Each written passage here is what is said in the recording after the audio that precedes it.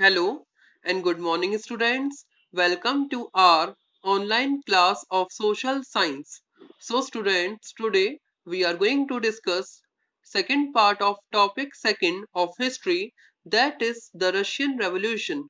So, students, let's recall the first what we read in the last part of the video, that is first part. We read about the Russian Empire in 1914. We also read about the socialism in Russia. So, students, today we will move further with the next topic, that is 2.4, a turbulent time, the 1905 revolution. So let's begin the chapter with its continuation. So students, अब हम जो topic discuss कर रहे हैं वो है topic 2.4, a turbulent time, the 1905 revolution. So अब हम turbulent time means 1905 revolution के बारे में डिस्कस करेंगे. So Russia was an autocracy. Unlike European rulers, even at the beginning of 20th century, the Tsar was not subject to parliament. Parliament liberals in Russia campaigned to end the state of affairs. Together with the Social Democrats and Socialist revolutionaries, they worked with peasants and workers during the revolution of 1905 to demand a constitution. They were supported in the empire by nationalists in Poland, for instance, and in Muslim-dominated areas by jihadists who wanted modernized Islam to lead their societies. So students, Russia was an autocracy. It means कि Russia जो था वो एक autocracy था, ऐसा system जहां पर एक ही जने का राज होता है, उसे हम ऑटोक्रेसी बोलते हैं. ऑटोक्रेसी के बारे में हम डिटेल में डिस्कस कर चुके हैं, जहां पर दूसरे यूरोपियन रूलर्स से अलग अलग 20th सेंचुरी शुरुआत होने के बाद भी जो सार निकोलस था वहां का रूलर, वो पार्लियामेंट के सामने आंसरेबल नहीं था, मींस जवाबदेही नहीं था. और जो लिबरल्स थे और जो लिबरल्स थे रशिया, वो इस चीज को खत्म करने के लिए काफी ज्यादा कैंपेन कर रहे थे सोशल डेमोक्रेट्स के साथ मिलकर और सोशलिस्ट रेवोल्यूशनरी के साथ मिलकर. उन्होंने पीजेंट्स के साथ भी काफी ज्यादा काम किया था और वर्कर्स के साथ भी 1905 के रेवोल्यूशन में, ताकि एक कॉन्स्टिट्यूशन लाया जा सके जिसके प्रति जो वो रूलर है वो आंसरेबल हो, मींस जवाबदेह हो. और उन्हें काफी ज्यादा सपोर्ट मिल रहा था नेशनलिस्ट के द्वारा, और जो मुस्लिम डोमिनेट इलाके थे वहां पर, मींस जैदिस्ट, इट मींस कि Muslim reformers within the Russian empire, उनके द्वारा उन्हें काफी ज्यादा सपोर्ट मिल रहा था. जो कि मुस्लिम लीडर थे, जो कि मॉडर्न इस्लाम चाहते थे, उनके द्वारा काफी ज्यादा हेल्प मिल रहा था. So, the year 1904 was a particularly bad one for Russian workers. Prices of essential goods rose so quickly that real wages declined by 20%. The membership of workers' associations rose dramatically when four members of the Assembly of Russian Workers, which had been formed in 1904, were dismissed at Putilov Iron Works. There was a call for industrial action. Over the next few days, over 110,000 workers in St. Petersburg went on strike demanding a reduction in the working day to 8 hours, an increase in wages and improvement in working condition. So 1904 ये एक important year था वहां के workers के लिए, क्योंकि जो essential goods थे उनके प्राइसेस काफी ज्यादा क्विकली राइज हो गए, और इसका असर यह था कि जो वीकली वेजेस थे वो करीब 20% तक डिक्लाइन हो गए, और इस कारण जो वर्कर एसोसिएशंस थे उनके मेंबर्स की संख्या अचानक ड्रामेटिकली बढ़ गई. ज्यादा संख्या में लोग वर्कर एसोसिएशन से जुड़ने लगे. जब 4 मेंबर्स को रशियन वर्कर्स असेंबली से निकाल दिया गया, जो कि 1904 में बनी थी, उन्हें डिसमिस किया गया था पुतिलोव पुतिलोव आयरन वर्क्स से, और इस वजह से बहुत ज्यादा स्ट्राइक हुई. करीब कुछ दिनों के अंदर 110,000 वर्कर्स सेंट पीटर्सबर्ग में स्ट्राइक पर चले गए, ताकि वर्किंग डे जो 10 to 12 आवर्स होता था उसे 8 आवर्स पर लाने के लिए वो स्ट्राइक पे चले गए, और वेजेस में इंक्रीज करने की डिमांड करने लगे, और वर्किंग कंडीशंस में जो इम्प्रूवमेंट है उसकी डिमांड करने लगे. When the procession of workers led by Father Gapon reached the Winter Palace, It was attacked by the police and the Cossacks. Over 100 workers were killed and about 300 wounded. The incident, known as Bloody Sunday, started a series of events that became known as the 1905 Revolution. Strikes took place all over the country and universities closed down when students' bodies staged walkouts complaining about the lack of civil liberties. Lawyers, doctors, engineers, other middle class workers established the Union of Unions and demanded a constituent assembly. तो ये procession था, ये lead किया जा रहा था father गैपोन के द्वारा। ये जब पहुंचा विंटर पैलेस के पास तो वहां पर इस प्रोसेशन को अटैक कर दिया गया पुलिस फोर्स के द्वारा और कॉसेक्स के द्वारा, जिसमें करीब 100 वर्कर्स मारे गए और करीब 300 वर्कर्स घायल हो गए। तो इस इंसिडेंट को ब्लडी संडे के नाम से जाना जाता है रशिया में। और इसके बाद एक सीरीज ऑफ इवेंट स्टार्ट हुए जिसके बाद में 1905 रेवोल्यूशन कहा गया और इस वजह से बाद में स्ट्राइक्स पूरे देश में फैल गया। ये सभी वर्कर स्ट्राइक करने लगे, यूनिवर्सिटीज बंद कर दी गई क्योंकि जो स्टूडेंट्स बॉडीज थी उन्होंने वर्कआउट्स कर दिया और लॉयर्स, डॉक्टर्स, इंजीनियर्स और जितने भी ज्यादा मिडिल क्लास ऑफ जो भी थे उन्होंने यूनियन ऑफ यूनियंस का फॉर्मेशन किया। उन सब ने मिलकर एक यूनियन बनाई, यूनियन ऑफ यूनियन बनाई, मतलब डॉक्टर्स ने, लॉयर्स ने, इंजीनियर ने, मिडिल क्लास वर्कर ने, सब ने यूनियन ऑफ यूनियन बनाई और उन्होंने कॉन्स्टिट्यूएंट असेंबली की डिमांड रखी। During the 1905 revolution, the Tsar allowed the creation of an elected consultative parliament or Duma. For a brief while during the revolution, there existed a large number of trade unions and factory committees made up of factory workers. After 1905, most committees and unions worked unofficially since they were declared illegal. Severe restrictions were placed on political activities. The Tsar dismissed the first Duma within 75 days and the re-elected second Duma within 3 months. He did not want any questioning of his authority or any reduction in his power. He changed the voting laws and packed the third Duma with conservative politicians. Liberals and revolutionaries were kept out.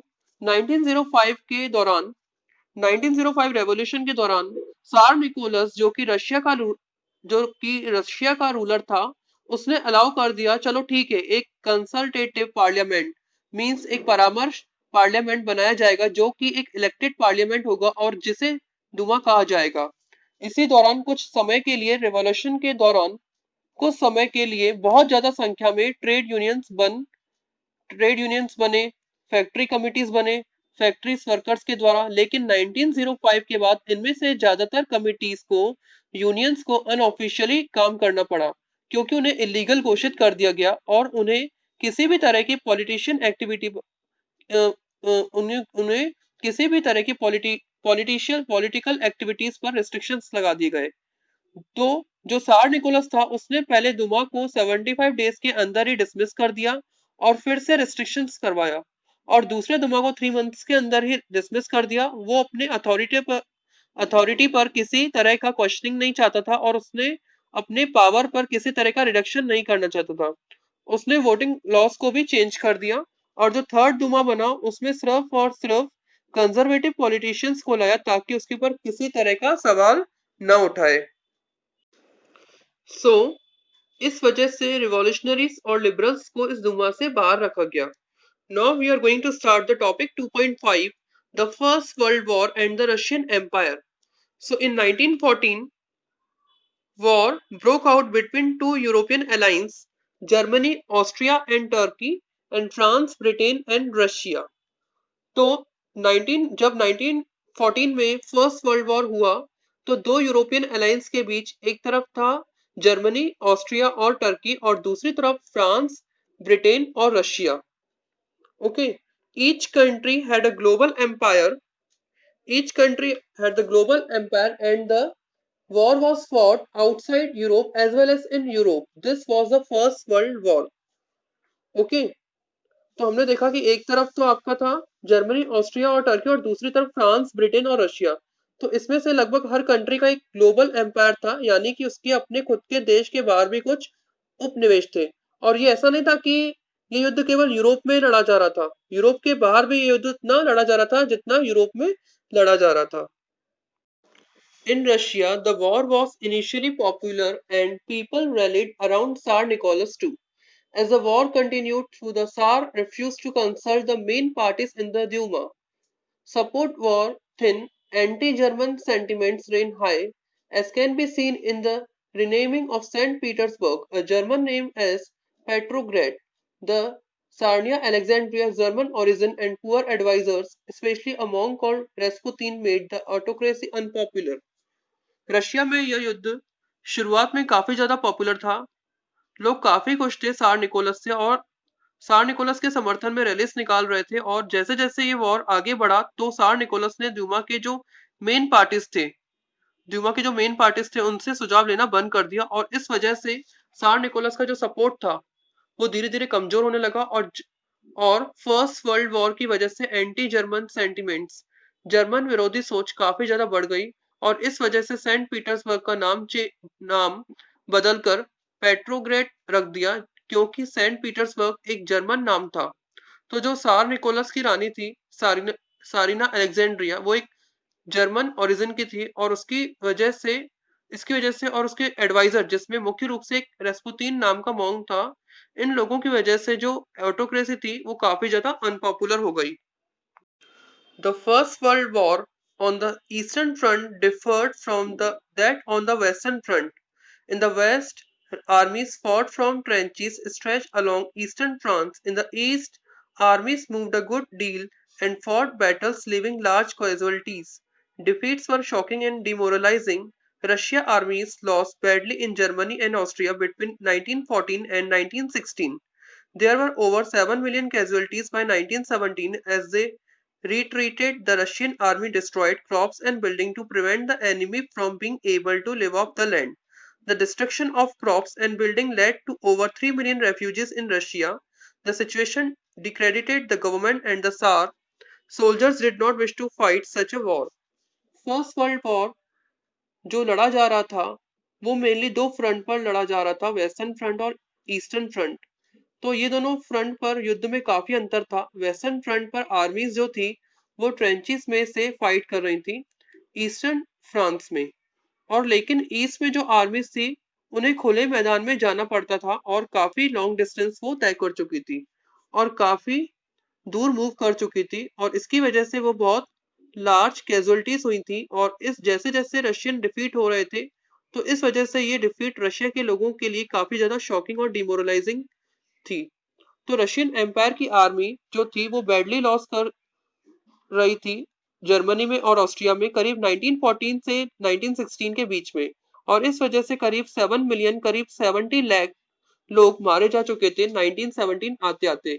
और धीरे धीरे जैसे जैसे जिस तरीके से Russian army पीछे हट रही थी रास्ते में उसने सभी क्रॉप्स बिल्डिंग को नष्ट करना शुरू कर दिया ताकि जो विरोधी ताकतें हैं, विरोधी फोर्सेस हैं, एनिमीज, वो इस लैंड पर आने के बाद ज्यादा रहने में सक्षम न हो क्योंकि उसे न किसी तरह का खाना मिलेगा न रहने का कोई ठिकाना मिलेगा और वो सक्षम न रहे।